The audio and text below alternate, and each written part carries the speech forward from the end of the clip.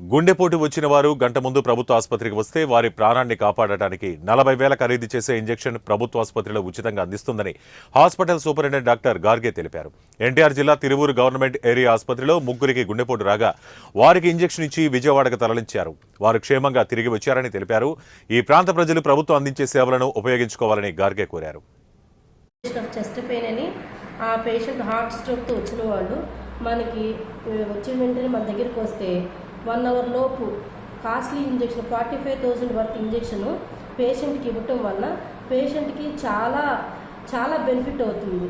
ఆ పేషెంట్కి ఒక యాప్ అనేది ఉందండి, అది కార్డియాలజిస్ట్ అండర్ అబ్జర్వేషన్ ఒక యాప్ క్రియేట్ చేసి ఉన్నాము.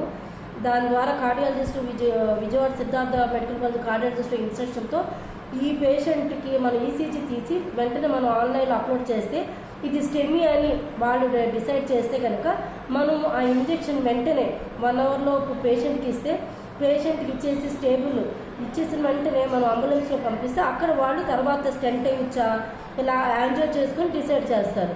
ఇలాంటి అవకాశము మన హాస్పిటల్లో ఉంది. ఇంతకుముందు ఇప్పటికీ మనము 3 పేషెంట్స్కి ఈ ఇంజెక్షన్ ఇచ్చి ఈ ఇంజెక్షన్ ద్వారా లబ్ధి పొందిన వాళ్ళు ఉన్నారు. వాళ్ళు